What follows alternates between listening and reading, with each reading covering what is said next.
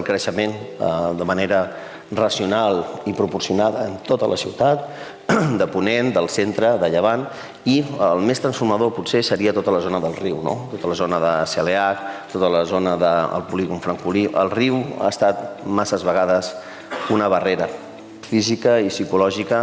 per a la nostra ciutat, i amb el nou POM passa a ser el vincle, passa a ser el nexe d'unió, passa a ser el nou centre no només físic, sinó també anímic de la ciutat.